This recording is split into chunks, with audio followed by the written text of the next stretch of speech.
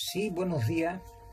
Siguiendo con la crisis del Evangelio, vimos la última vez que dijo Pedro, entonces él comenzó a maldecir y a jurar, no conozco a este hombre de quien habláis. La palabra maldecir significa traer sobre sí anatema, o sea, dedicación a destrucción. Pedro en efecto dice que Dios traiga sobre mí su ira si no digo la verdad. Además, Pedro dice que habla bajo juramento. Sus negaciones progresivamente se empeoraron. Ellos usan el nombre de Jesús el Nazareno. ¿Conoces tú a este hombre, a Jesús el Nazareno? Pero Pedro rehúsa pronunciar el nombre de Jesús, solamente dice este hombre. ¿Hasta qué punto Pedro entró en esa crisis de negar a su Señor, a su Salvador, aquel que había convivido y vivido con él durante 3 años y medio en el ministerio de Jesucristo, que lo había tomado como discípulo, pero no solamente como discípulo, sino como apóstol, un fundamento para su iglesia, una de las piedras de ese fundamento, porque los 12 apóstoles del Cordero está, ¿verdad?, en el fundamento, siendo la principal piedra del ángulo Jesucristo mismo. ¿Hasta qué punto él desprecia a su Señor, a Jesucristo? Como vemos, todos sus discípulos huyeron delante de él en aquella hora triste y amarga en la cual Jesucristo se quedó solo. Como vemos, Pedro negó conocerle.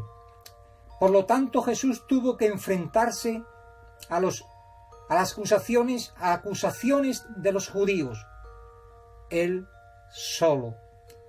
Ahora le han traído a Pilato y han decidido matarle, quitarle la vida. Pero necesitan el permiso del gobierno romano, porque Roma estaba bajo poder. Judea, Jerusalén, estaba bajo el poder de los romanos. Por eso le pusieron delante de Pilato.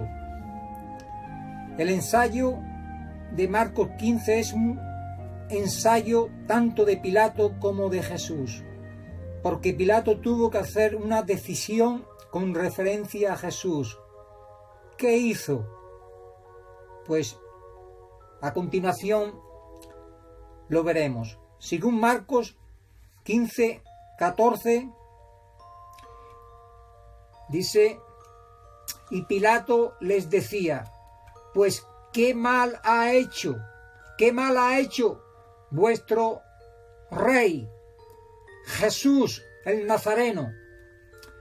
Pero ellos, su pueblo, lo suyo,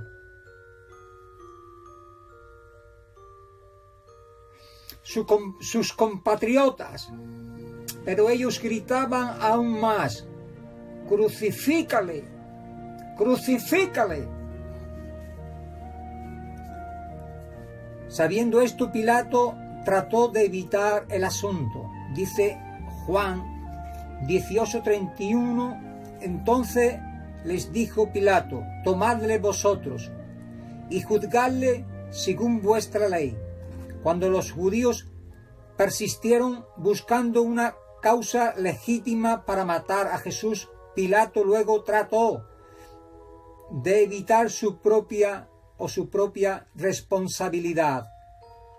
Dice en Mateo 27-24, viendo Pilato que nada adelantaba, sino que se hacía más alboroto, tomó agua y se lavó las manos delante del pueblo, diciendo, inocente soy yo de la sangre de este justo.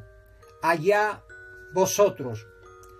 ¿Cuántos de entre nosotros hemos hecho como Pilato en cuanto a nuestros propios pecados?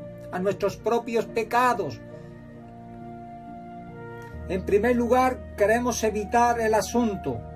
Tratamos de no pensar en nuestros pecados, sabiendo que debemos obedecer al Evangelio. Tratamos de pensar en otra cosa.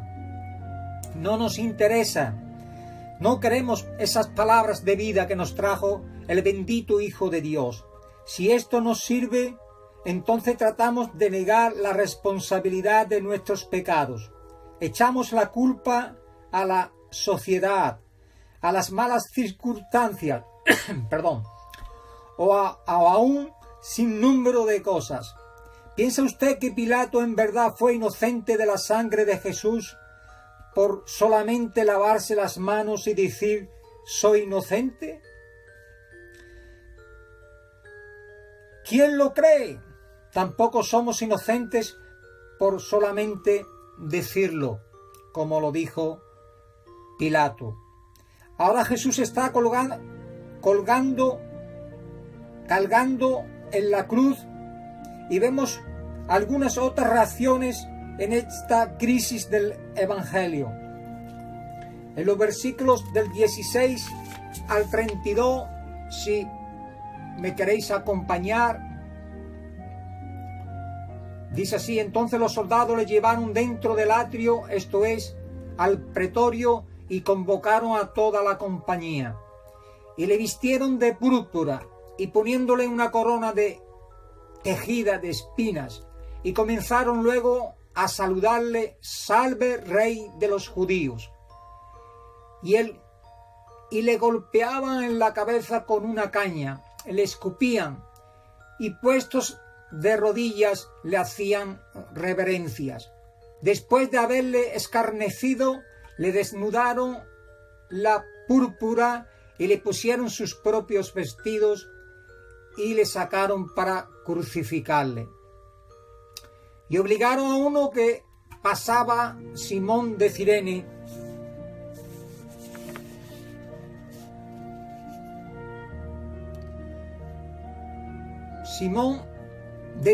padre de Alejandro y de Rufo, que venía del campo a que le llevase la cruz.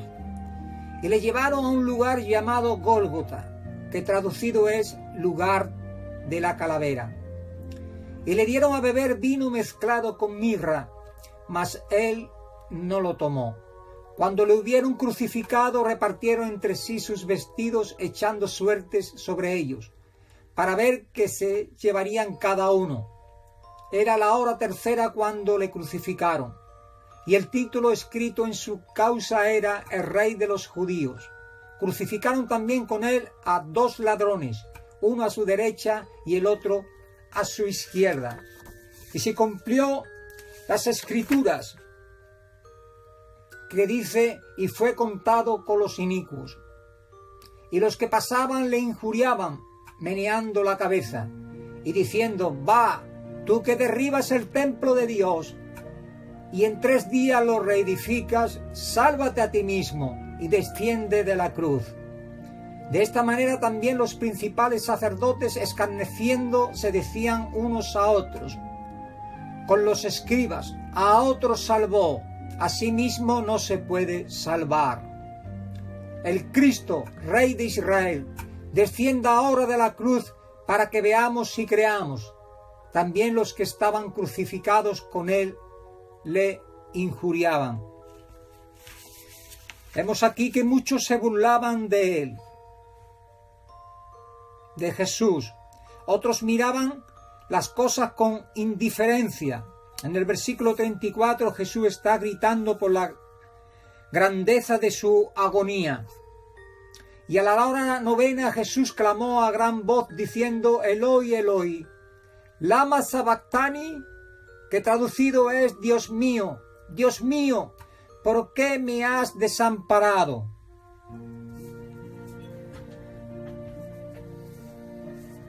Jesús está gritando por la grandeza de su agonía Y algunos dicen en el versículo 36, dejad, veamos si viene Elías a bajarle. Jesús está sufriendo y ellos están pensando solamente en ver una maravilla. Hoy también hay los que nunca se burlarían de Jesús, pero tampoco se entregarían a Él. Escuchan estudios bíblicos y se reúnen con una iglesia, pero solo quieren mirar nada más. Son indiferentes, son curiosos. Y por supuesto, hay los que se burlan de Jesús y hay los Pilatos que niegan tener responsabilidad en cuanto a Él. ¿Nos encontramos nosotros entre estos? Bueno, hubo algunos que hicieron los restos en esa ocasión de la crucifixión de Jesús. Muchos estaban allí mirándole, llorando, quebrantando sus corazones, viendo y pensando tanto amor y tanta ternura que derramó durante su vida, durante su ministerio. Mis queridos hermanos y amigos, hoy podemos estar en ese lado en el cual abramos nuestros corazones. Queremos que Él nos guíe, que Él nos conduzca a esos pastos eternos, que podamos abrigar esa fe que abrigaron muchos discípulos de Jesucristo y muchas personas desde que la Iglesia del Señor comenzó en el año 33 de nuestra era. Hoy es el día de salvación. Hoy puede usted entregar su alma a su Señor, entregar su vida y rendirse a Él, porque Él es puro amor, pura bondad, pura misericordia, pura grandeza, nuestro Dios, nuestro Señor Jesucristo, el cual murió en una cruz por usted y por mí.